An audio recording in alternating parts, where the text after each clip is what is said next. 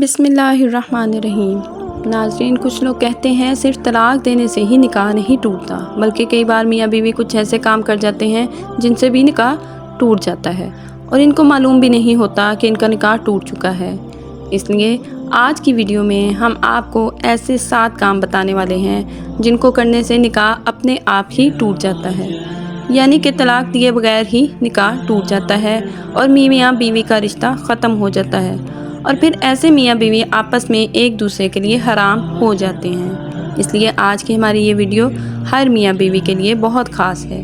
अगर आप शादीशुदा हैं तो आप इस वीडियो को आखिर तक ज़रूर देखें और अपने आप को इन 7 कामों से हमेशा दूर रखें, यानी कि ये 7 काम भूल कर भी ना करें, वरना आपका भी निकाह तलाक दिए बगैर ही टूट जाएगा और आपकी बीवी आपके लिए हराम हो जाएगी।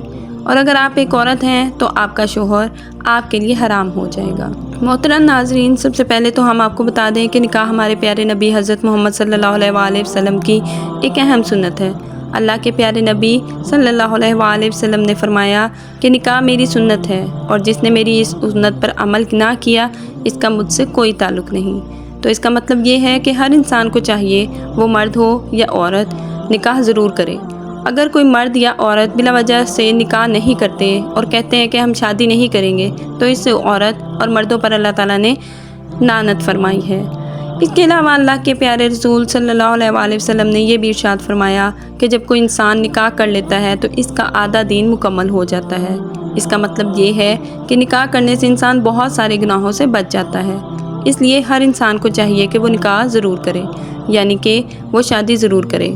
अब हम आपको 7 ऐसे काम बताते हैं जिनके बारे में हदीस में आया है कि अगर इन 7 कामों में से कोई एक काम भी शोहर या बीवी में से कर ले तो फिर इंसान का तलाक के बगैर ही निकाह टूट जाता है, यानी कि तलाक दिए बगैर निकाह टूट जाता है और मियाँ बीवी का रिश्ता अपने आप ही ख़त्म हो जाता है। नंबर 1, किसी एक की मौत होने पर। सबसे पहली चीज़ मौत है। अगर किसी हादसे में या फिर किसी और वजह से शोहर की मौत हो जाए तो इसकी बीवी का निकाह अपने शोहर से अपने आप टूट जाता है। इस तरह से अगर किसी बीवी की मौत हो जाए तो इसके शोहर का निकाह अपनी बीवी से टूट जाता है। इसका मतलब ये है कि शोहर और बीवी में से अगर किसी एक की मौत हो जाती है तो फिर इनका निकाह आपस में टूट जाता है, यानी ऐसी सूरत में निकाह तलाक लिए बगैर ही टूट जाता है। नंबर 2, इस्लाम छोड़ने पर।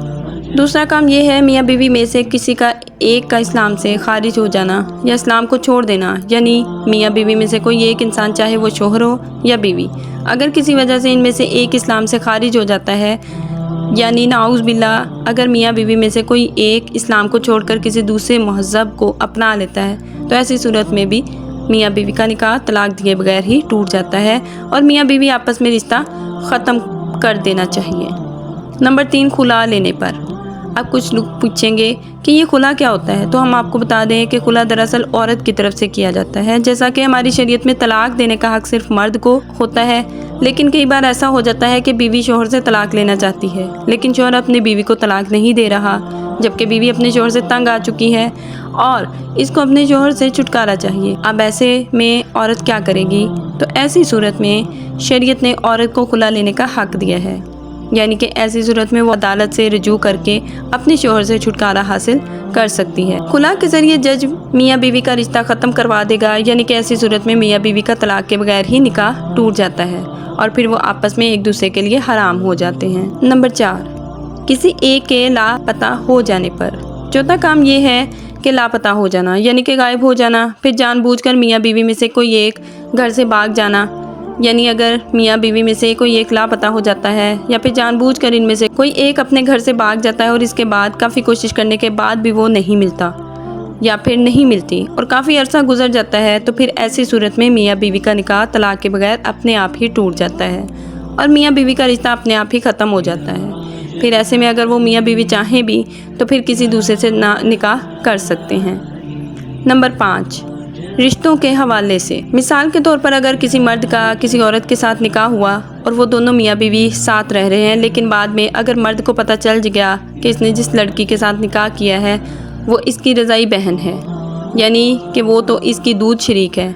जैसे कि अगर कोई औरत है, इसका दूध इस लड़की ने भी पिया है और इस लड़के ने भी पिया है, मगर बाद में किसी वजह से वो दूर हो जाते हैं तो और इन्हें मालूम नहीं था और उन्होंने गलती कर ली और आपस में निकाह कर लिया।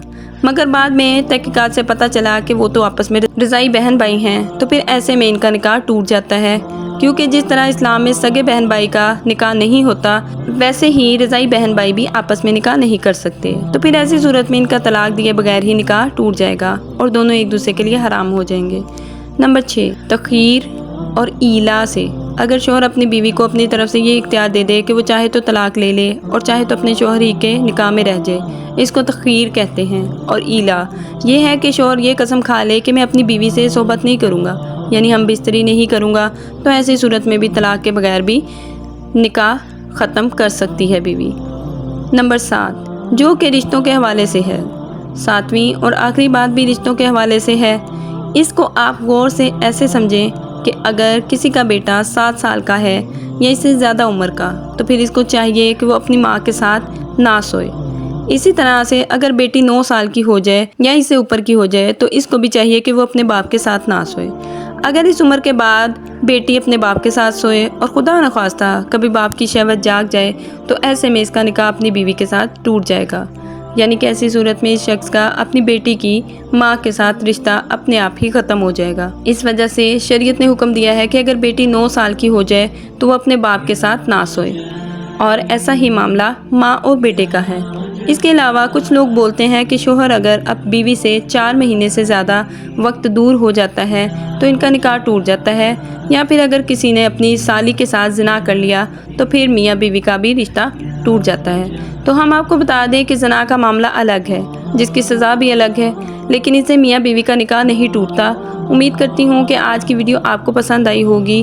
مزید ایسی ہی ویڈیو دیکھنے کے لیے ہمارے چینل کو سبسکرائب کرنا نہ بھولیے گا۔ اللہ نگہبان، اللہ حافظ۔